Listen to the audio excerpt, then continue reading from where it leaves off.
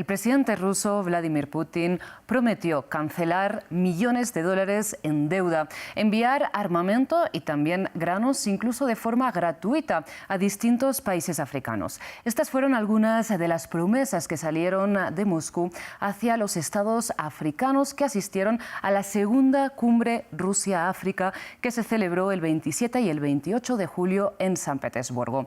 Un encuentro con ausencias destacadas, como la de los presidentes Bola Tinubu de Nigeria, William Ruto de Kenia o Abdelmajid Tebboune de Argelia, entre otros. Pero también un encuentro con inesperadas asistencias, como por ejemplo la del líder del grupo de mercenarios Wagner, Yevgeny Prigozhin. Un encuentro orientado a reforzar unos lazos que hasta ahora son más políticos que económicos. Escuchemos las palabras de Vladimir Putin el primer día de esta cumbre. Rusia continuará proporcionando una contribución significativa a la resolución de las crisis actuales y a la prevención de nuevos focos de tensión en el continente. Su compromiso abarcará la lucha contra el terrorismo y el extremismo, la gestión de pandemias y el hambre, así como la resolución de problemas de seguridad medioambiental, alimentaria y de información. En este nuevo contexto geopolítico marcado inevitablemente por la invasión rusa de Ucrania, nos preguntamos aquí en el debate de France 24 qué busca Rusia en África y África en Rusia. Y para abrir este debate contamos con dos invitadas que nos acompañan desde Ciudad de México. Hilda Varela, ella es profesora e investigadora en Historia Política y Procesos Sociales y Políticos Contemporáneos de África Subsahariana, y también con Adriana Franco Silva, ella es profesora de la Facultad de Ciencias Políticas y Sociales de la UNAM y de la Universidad Autónoma de Querétaro. Muchísimas gracias a ambas por estar con nosotras aquí en el debate de France 24. Antes de empezar con esta conversación, les recuerdo a toda nuestra audiencia que ustedes también forman parte de este diálogo que abrimos aquí en el debate de France 24 y que nos encuentran en todas nuestras redes sociales como @France24-ES y que pueden volver a escuchar este episodio y todos los anteriores en nuestro canal de YouTube y también en Apple Podcasts, Spotify, Deezer y TuneIn. Ahora sí, sin más dilación, damos inicio a este debate aquí en France 24. Hilda, empiezo con usted. Rápidamente se lo voy a preguntar a ambas las conclusiones que extraen de esta cumbre en términos generalísimos. Luego entraremos a analizar en detalle. Bueno, por un lado, Putin lo que trata de demostrar es que tiene consenso en países africanos, que sea su gran apoyo a nivel diplomático. Sin embargo, esta ausencia de distintos jefes de Estado y además una disminución en relación con la primera cumbre, una disminución importante de jefes de Estado y de gobierno presentes, hablan mucho de cuál es el deterioro de la imagen de Rusia en el continente africano. Por otro lado, yo quiero subrayar aquí algo. Se ha enfatizado muchísimo que Putin ofreció ayuda alimentaria gratuita a 6 países africanos y el presidente de Sudáfrica, Cyril Ramaphosa, hablando tanto como jefe de Estado de Sudáfrica, pero también a nombre de otros países africanos, él dijo que los africanos no habían ido a pedir donaciones de alimentos, estaban pidiendo ser reconocidos como socios iguales, y que además lo que ellos querían era la restitución de la gran iniciativa del Mar Negro que permitió durante un año que siguiera fluyendo el comercio de granos y de fertilizantes a nivel mundial, pero en especial al continente africano. Creo que esto es muy importante. Cyril Ramaphosa fue muy cordial en cuanto al comentario del donativo, pero fue enfático. Y a mí me parece que aquí está poniendo la dignidad de los pueblos africanos ante todo. No van a pedir, voy a usar una palabra coloquial, limosna, van a exigir una posición de iguales en la escena internacional. Pues Hilda, ahora analizaremos esta relación entre iguales, si se puede dar así. Ahora paso con Adriana, también le hago la misma pregunta para entrar en el debate. Sus conclusiones en términos muy generales. Sí, considero que esta cumbre, bueno, para también no repetir algunos de los elementos que ya ha señalado la doctora Varela, pienso que a pesar de que no hubo una presencia tan significativa de los líderes de Estado, sí ha sido representativo o significativa esta reunión y muestra que hay un reacomodo en el orden internacional, que Rusia está intentando posicionarse en territorios o en espacios que son importantes, que son estratégicos y que antes no había considerado, ¿no? la primer cumbre se realiza en 2019 y ahora hasta 2023 se realiza nuevamente esta segunda cumbre, pero está hablando justamente del interés que tiene por posicionarse en el territorio africano. Y me parece que hay algunos países y algunos pueblos que sí están aceptando o están viendo con buenos ojos la presencia de Rusia, pero también hay otros más que la están cuestionando y que no están de acuerdo con ella. Pero considero que, por ejemplo, los que piensan o los que asumen que es una buena opción comenzar a acercarse con Rusia, justamente consideran que Rusia no es un país vinculado con procesos coloniales o imperialistas.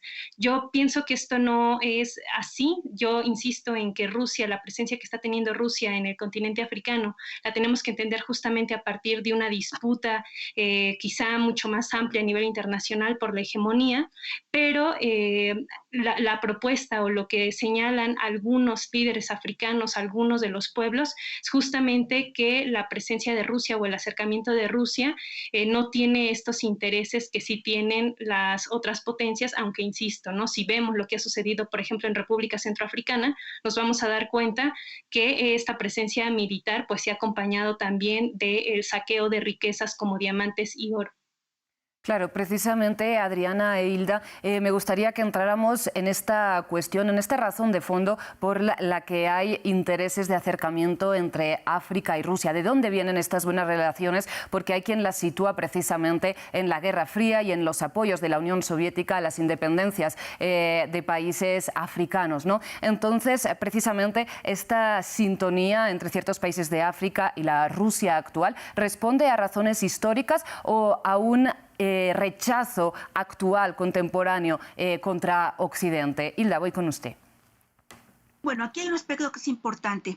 En algunas personas que militaron en movimientos anticoloniales en África, pienso por ejemplo en países como la propia Sudáfrica, como Angola, Mozambique, por mencionar solamente algunos, allí es indudable que estas personas, y yo diría, subrayaría, estas personas, no tanto los movimientos, sino estas personas, obviamente sienten una identificación por el apoyo que en algún momento dado les dio la entonces Unión Soviética a su lucha, sobre todo a lucha armada en contra de intereses racistas y extranjeros, en el caso de Angola y Mozambique. Sin embargo, también se está manejando mucho esto como un discurso justificativo. Si vemos, por ejemplo, en dónde han penetrado más recientemente los intereses tremendamente agresivos de Rusia, ha sido en países que no tienen este tipo de trayectoria, digamos, de una identificación con con esta ayuda de Rusia. Y estoy pensando, por ejemplo, en República Centroafricana, en el Níger, que está ahorita lamentablemente en tela de juicio, Burkina Faso, no así con Mali. Con Mali, en los primeros años de independencia, hubo un acercamiento entre el primer gobierno de Mali y el gobierno de entonces Unión Soviética. Pero es importante tomar en cuenta que cuando viene la desestructuración de la Unión Soviética, prácticamente la Unión Soviética se retira de África y además en condiciones muchas veces lamentables. Pienso en el caso de Namibia. Dejó a Namibia botada, perdón por expresión coloquial, pero la dejó totalmente desamparada y en un momento dado se retiró y no le importó qué pasaba con el acuerdo entre Namibia y con el acuerdo entre Angola. Y ahora, de alguna forma, a partir del presente siglo, está tratando supuestamente de recuperar nichos que ya tenía y de retomar esos lazos y además afirmar que son lazos históricos, que algunas personas en el continente africano subrayan que efectivamente estos lazos históricos existen, etcétera, etcétera, pero considero que son mucho más un discurso que una realidad. Y además habría que ver cómo se presenta Rusia, siglo XXI, en el continente africano, básicamente como un país exportador de armas, y además injerencista, que lo que pretende es precisamente ocupar posiciones relevantes en sectores económicos clave del continente africano. Efectivamente, Hilda, ahora entraremos a ver estas relaciones en el ámbito securitario que tiene Rusia con distintos países, pero me gustaría que nos detengamos todavía un momento en lo que usted mencionaba, en este discurso, que puede ser más un discurso como que una realidad, según lo que usted apuntaba, este discurso contra el neocolonialismo y contra el neoimperialismo occidental, que estuvo muy presente en esta cumbre, ¿no?, en la que se abogó por este multilateralismo, digamos, es una especie de rechazo rechazo velado también al apoyo occidental que está recibiendo Ucrania, ¿no? Lo deberíamos enmarcar dentro del contexto geopolítico actual. Le pregunto, Adriana, si usted también lo ve más como una retórica que como una, digamos, realidad material, esta idea de rechazo a Occidente que une a Rusia con África. Sí, o sea, yo considero justo que la presencia de Rusia en el continente africano no está libre de intereses. O sea, hay muchos intereses, sobre todo por las riquezas que hay en el continente, por la venta de armas que ya señalaba la doctora Varela, pero creo también que, por ejemplo, una de las razones, bueno, que más bien el vínculo que se está dando o la cercanía que se está dando entre Rusia y varios países africanos tiene que ver con varias causas, ¿no? No lo podemos entender desde una sola causa. Creo que hay elementos históricos del vínculo con la Unión Soviética, pero también justamente la situación actual de los países africanos, la constante intervención de intereses externos que no han beneficiado o que no han apoyado o sustentado el desarrollo de los pueblos africanos y que han generado malestar. El caso de Níger creo es muy paradigmático en ese sentido, porque el golpe o los líderes del golpe, específicamente Mohamed Bazoum, lo que está diciendo es que la estrategia securitaria que ha habido ha sido fallida, a pesar de que ha habido una intención de salvaguardar la seguridad de estos pueblos, de garantizar la estabilidad, de expulsar a grupos terroristas. En realidad lo que ha ocurrido en los últimos años es que se han incrementado los ataques de grupos terroristas, se ha incrementado la violencia, se ha incrementado la desigualdad y están también ya estos pueblos hartos de esa situación. En gran medida la injerencia occidental, que ha sido más histórica en estos territorios, pues de lo que nos habla es que no ha sido exitosa y que tendríamos que cuestionarla también, ¿no? O sea, Rusia no va a ser una solución desde mi perspectiva. Rusia tiene intereses muy específicos, muy particulares que, como tú decías, tenemos que entender en una dinámica mucho más general de la política internacional que se está gestando, pero también es cierto que la injerencia que ha tenido Occidente en estos territorios ha dañado mucho a los territorios, a estos países. Entonces, esta retórica que se está dando se está materializando justamente en esa cercanía. Por ahí también el gobierno ruso plantea que quiere, por ejemplo, que Níger regrese al orden constitucional, pero por otro lado vemos a Wagner actuando, ¿no?, directamente y diciendo que van a apoyar el golpe. Entonces tenemos estas contradicciones porque en realidad justo el interés pues es irse posicionando y ganar como esos espacios. Pero, insisto, ¿no?, tendríamos que ver o tendríamos que analizar de manera histórica la forma en la que han sido despojados estos pueblos y que ahora justifican este tipo de acciones o que dan al menos una narrativa para estos líderes de decir, bueno, ocupamos el poder porque nuestro gobierno no está reaccionando, no está actuando en función de los intereses locales, sino que está actuando en función de intereses externos. Sí, Adriana y Hilda, pretendía abordar esta cuestión un poco más adelante en el debate, pero ya que ambas la han traído a colación, ahondemos en la cuestión de Níger y, si les parece, escuchemos las palabras del portavoz del Kremlin, Dmitry Peskov, que hacía en referencia hoy mismo a la voluntad de Rusia o a este deseo de que se mantenga el orden constitucional. Escuchemos un fragmento de estas palabras. Por supuesto, lo que está sucediendo allí es motivo de gran preocupación y fue motivo de gran preocupación para todos los participantes de la cumbre Rusia-África. Estamos a favor de que el Estado de Derecho en el país sea restaurado lo antes posible. Estamos a favor de que haya moderación de todas las partes para que esto no provoque pérdidas humanas. Bueno, lo que está sucediendo en Níger nos lleva un poco a diferenciar la relación entre Rusia y África en dos bloques, ¿no? Digamos que no es la misma relación la que podemos esperar que tenga Rusia en la coyuntura de golpes militares que ha habido en la región del Sahel y que tienen a Moscú como principalmente único aliado internacional. Hablamos, por ejemplo, del caso de Mali o de Burkina Faso y veremos cómo avanza la situación en Níger, que es radicalmente distinta de la relación que pueden tener países como Senegal o Sudáfrica con Rusia, para poner algunos ejemplos. Centrémonos en estos países que están gobernados desde hace unos años por juntas militares, ¿no? Mali, Burkina Faso, y de hecho que en esta cumbre, como decíamos, han reiterado este discurso antioccidental. Han sido muy aplaudidas, por ejemplo, las palabras de Ibrahim Traoré, quien está al frente del gobierno provisional, de este gobierno militar de Burkina Faso, que dijo: no entendemos cómo un continente tan rico sea el más pobre, y llamaba a luchar contra el neocolonialismo y el neoimperialismo. Dijo: hasta la victoria y la dignidad para nuestro pueblo, patria o muerte, ¿no? Este discurso que recuerda tanto, en ciertas maneras, en esta retórica, a los discursos de independencia, pero que sin embargo hay que marcar en otro contexto totalmente. En estos casos, en estos países, les pregunto, ¿qué puede ofrecer Rusia o qué ha ofrecido hasta el momento, y qué pueden estos países ofrecer a Rusia? Nos centramos en esta región del Sahel sacudida por golpes militares. Hilda, voy con usted. Sí, cómo no, gracias. Retomando un poco lo que decía mi colega Adriana, es importante mencionar que el ascenso de gobiernos militares, tanto en Mali como en Burkina Faso, y la cercanía con Rusia no ha generado una mejoría en la situación de seguridad, y tampoco obviamente en la situación de la mayoría de la población. Esto por un lado. Ahora, por otro lado, en cuanto a la presencia de Rusia, creo que merece un análisis muchísimo más profundo. ¿Quiénes son sus apoyos? ¿Qué es realmente lo que busca?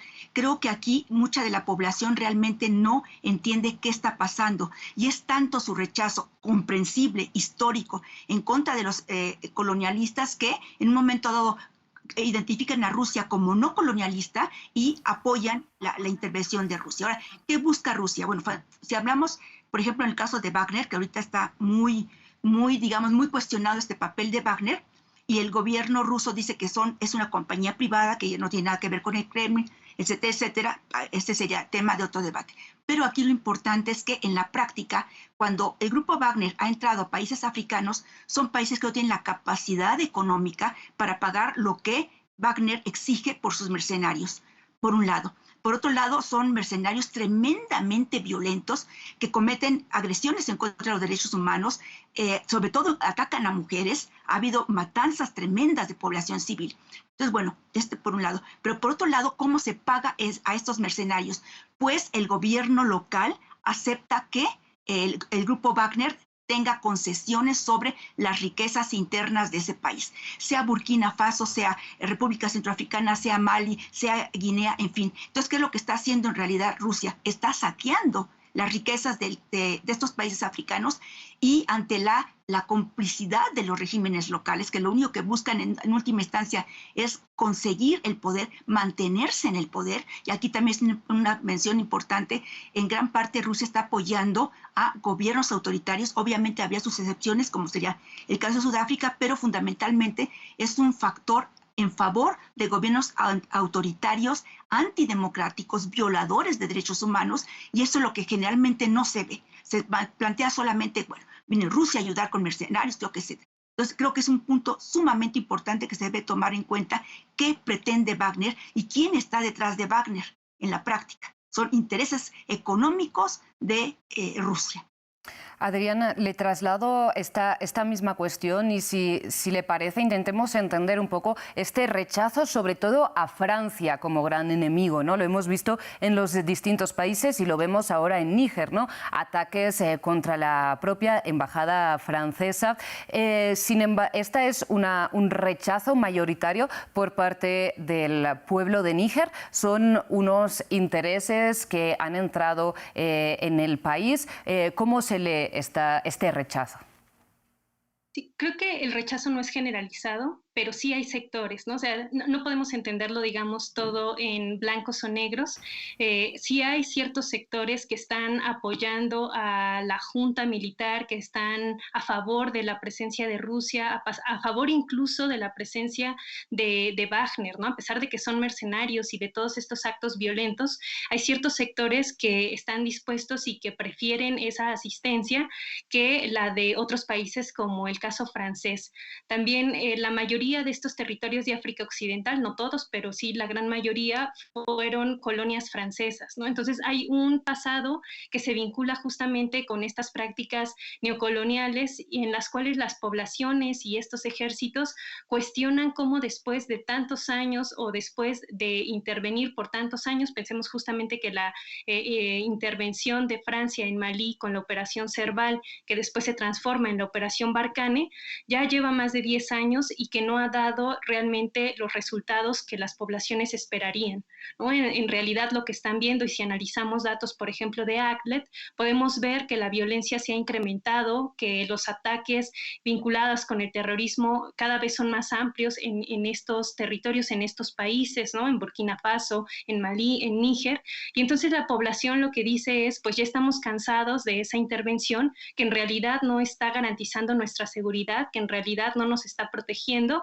y bueno, insisto, no creo que sea realmente una alternativa, pero de esa manera podemos entender por qué ciertos sectores poblacionales del ejército, etcétera, deciden o consideran que Rusia puede ser una opción más viable a pesar de estos vínculos y estas también atrocidades que se han cometido por parte de estos mercenarios en el territorio africano.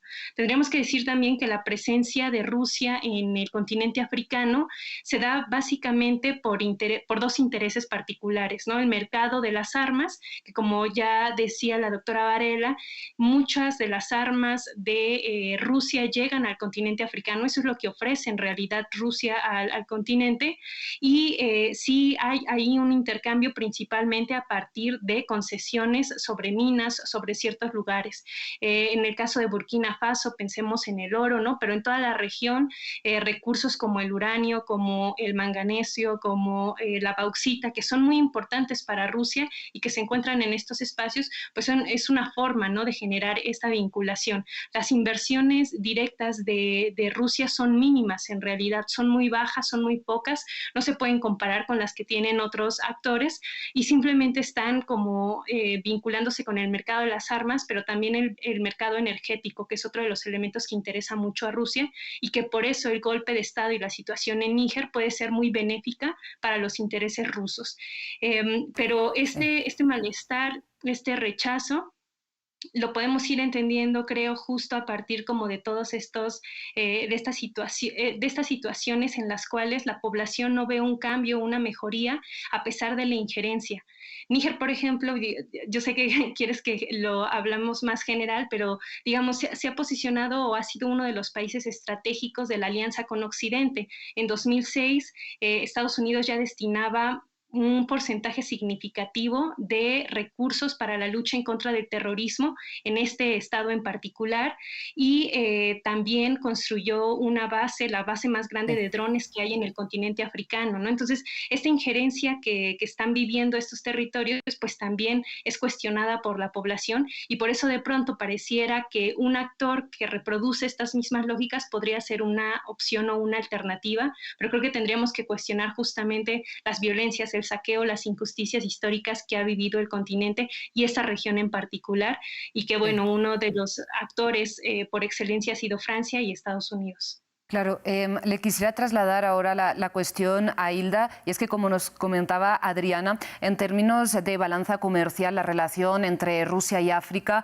es muy poco significativa si la comparamos con la de la Unión Europea, la de China o la de Estados Unidos. Para dar algunas cifras, la inversión rusa en África solo representa un 1% en términos de inversión extranjera directa en el continente, y el balance comercial es de unos entre 15 y 20.000 millones comparado con los cerca de 300, por ejemplo, de la Unión Europea, ¿no? Podemos decir entonces que la relación entre la influencia rusa en África no se manifiesta tanto, digamos, de una forma oficial en términos comerciales, sino más en lo que decíamos, influencia a través del grupo Wagner de exportación de armas, una influencia menos difícil de trazabilizar.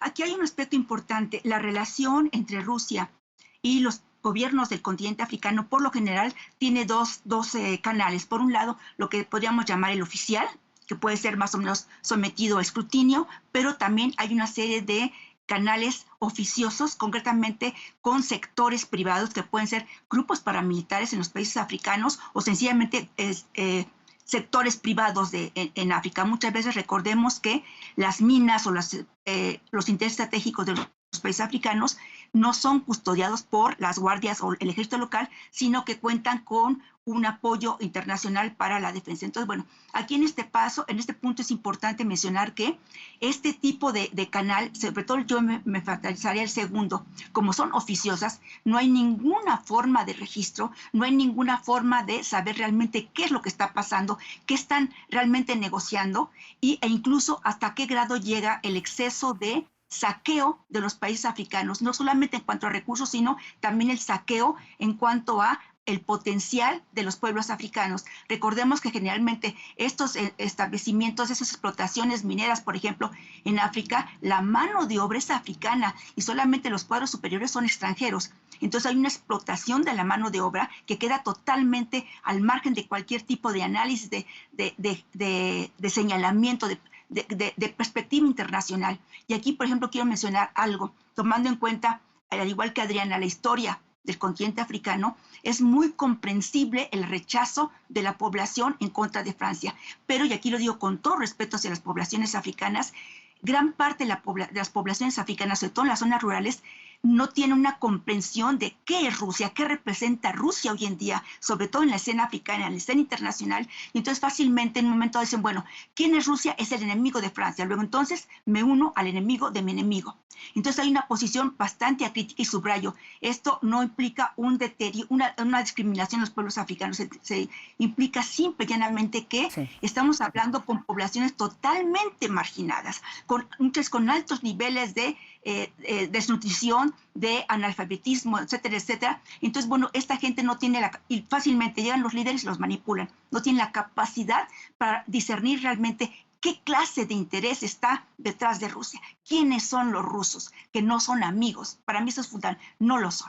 Hilda y Adriana, para avanzar un poco en esta cuestión de esta política de bloques, ¿no?, que se ha desatado a raíz de la guerra en Ucrania, precisamente les quisiera plantear qué extraen otros países que no están aislados internacionalmente, como lo podrían ser los que están gobernados por juntas militares. Hablamos de países estables de África, como Senegal, por ejemplo, o Sudáfrica, que sacan de la relación con Rusia. Por ejemplo, no han podido volver a tener confirmación de que Rusia va a volver al acuerdo de cereales. Se han desplazado tanto a Kiev como a Moscú para plantear su propio plan de negociación de paz con Ucrania. Tampoco ha dado muchos frutos. Mi pregunta es en qué términos juegan y qué sacan de su relación con Moscú. Adriana, voy con usted. Sí, el acuerdo de cereales, de hecho, fue una de las cosas que se discutieron en la cumbre y varios de los representantes de los países africanos pues justamente solicitaban que Rusia negociara para poder volver a este acuerdo, ¿no? Para poder tener acceso a estos cereales ucranianos.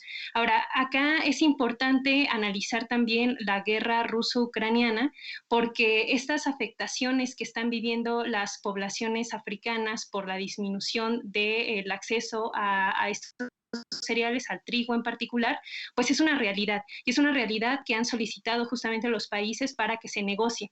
Una de las cosas que en general la mayoría de los líderes africanos piden es que haya negociaciones, ¿no? No piden una intervención, no están tan de acuerdo en injerencias o en sanciones económicas porque también las han vivido y saben que a quienes afectan más es a las poblaciones y no a los líderes a quienes están llevando a cabo o están implementando la guerra.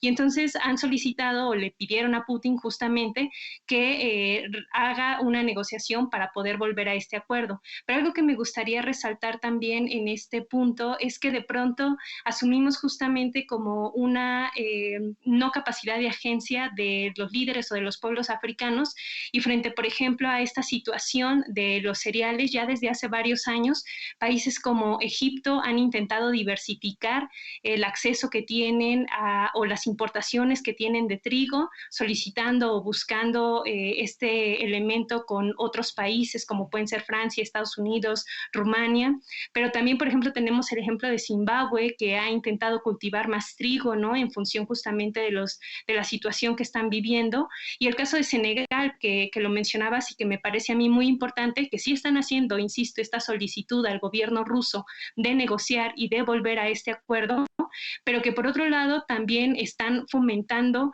que se haga pan con cereales autóctonos como el fonio, como el mijo, como el sorgo, ¿no? Entonces, tendríamos que ir analizando sí lo que se demanda a nivel internacional, pero también las acciones que están realizando en el nivel local, que nos permiten entender esa capacidad de agencia de los pueblos africanos, de los líderes africanos, también en función de poder actuar a partir de lo que está sucediendo en la dinámica internacional.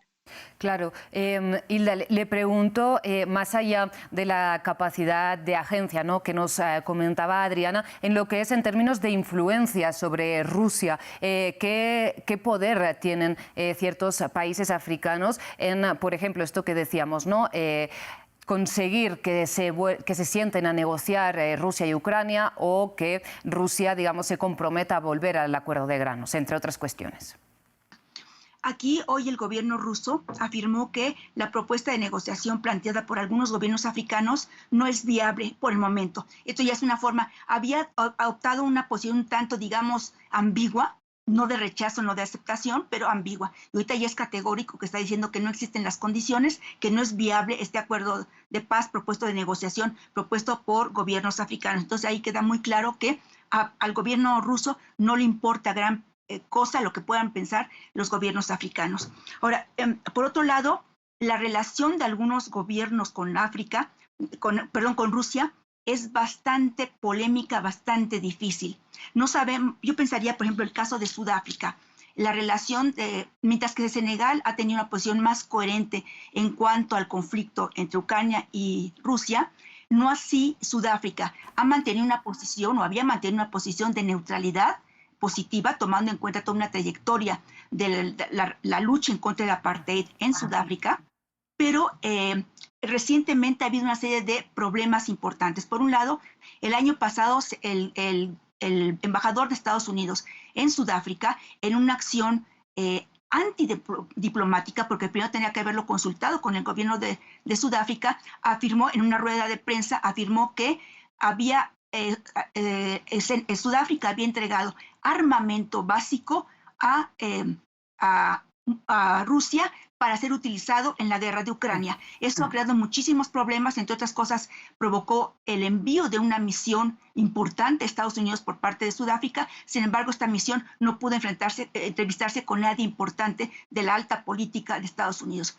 Otro aspecto importante es el hecho de que la cumbre de los BRICS, que comprende el bloque de los BRICS, creo que es ampliamente conocido, deberá de realizarse en Sudáfrica, y se había dicho que Putin tenía todas las intenciones de llegar a Sudáfrica, lo que obviamente sería una situación sumamente grave, porque Estados Unidos había dejado de entrever que eso implicaría que habría dos sanciones fundamentales, por lo menos en contra del gobierno de Sudáfrica. Uno, la suspensión de los acuerdos de apoyo de AGOA, que se le conoce como AGOA, implica que los productos sudafricanos pueden entrar al mercado de Estados Unidos prácticamente sin aranceles. Sí. Y el otro problema fundamental es el apoyo a la lucha en contra del SIDA, que esto ha favorecido que en Sudáfrica disminuya en forma considerable las muertes por SIDA. Entonces, bueno, finalmente el gobierno de Sudáfrica logró que Putin desistiera de asistir a esta reunión. Entonces, bueno, vamos a ver qué pasa con todo esto, ¿no? Entonces, aquí lo que yo quiero subrayar es que en un momento dado, el gobierno sudafricano ha sabido, a pesar de todo, a partir de las críticas que le puedan hacer, de las inconsistencias que puede abordar, ha sabido manejar una situación tan delicada como es el conflicto Rusia-Estados Unidos en la escena sudafricana. Yo creo que es muy importante, son juegos de poder sumamente difíciles, sumamente cuestionables. Entonces, a pesar de todo, creo que está demostrando que los puede manejar. Y esto será algo, habría muchísimos más puntos al respecto, me quedo solamente con eso. Sí, porque Hilda, para contextualizar un momento, recordemos, como usted decía, que la cumbre de los BRICS se va a realizar en Sudáfrica, que reconoce a la Corte Penal Internacional que lanzó una orden de captura contra Vladimir Putin por supuestos crímenes de guerra cometidos en Ucrania. Por lo tanto, si Putin se desplazara a Sudáfrica, Sudáfrica estaría teóricamente obligada a detenerlo, ¿no? Precisamente por eso, finalmente, Putin no va a asistir en persona, sino que va a ser Sergei Lavrov quien vaya en persona a esta cumbre. Les pregunto ya para concluir muy rápidamente, que nos quedamos sin tiempo, ¿será esta cumbre, la cumbre de los BRICS, que se plantea un poco como los países, aparte de Rusia, no alineados o más favorables a Rusia en esta nueva geopolítica de bloques que estamos viviendo, el siguiente momento al que tenemos que prestar atención para ver cómo avanza la influencia rusa en la escena internacional? Rápidamente, Adriana, voy con usted muy rápidamente. Sí, me parece que es una de las cumbres que tenemos que analizar para ver cómo se está dando este ordenamiento geopolítico a nivel internacional y cómo va influyendo Rusia en diversos territorios, no solamente el africano, que es el que estamos analizando ahora, sino en estas potencias emergentes. Creo que sí va a ser clave. Hilda, rápidamente también sus conclusiones al respecto. Sí, creo que es un espacio importante. Además, hay algunos gobiernos africanos que están solicitando su ingreso a los BRICS y esto implicaría que podría haber una consolidación de este mecanismo que está totalmente al margen de los juegos de poder internacional tradicionales. Entonces, creo que sí merece un atento análisis de lo que puede pasar en esta cumbre de los BRICS. Pues estaremos muy atentos a hacer este análisis precisamente de lo que suceda en la cumbre de los BRICS. Muchísimas gracias, Hilda Varela y Adriana Franco, por habernos ayudado a comprender en qué punto están y en qué se necesitan Rusia y África. Y a ustedes, muchísimas gracias por su atención y muchas gracias al equipo de producción y al equipo técnico que, como siempre, hacen posible la programación de France 24. Ya regresamos.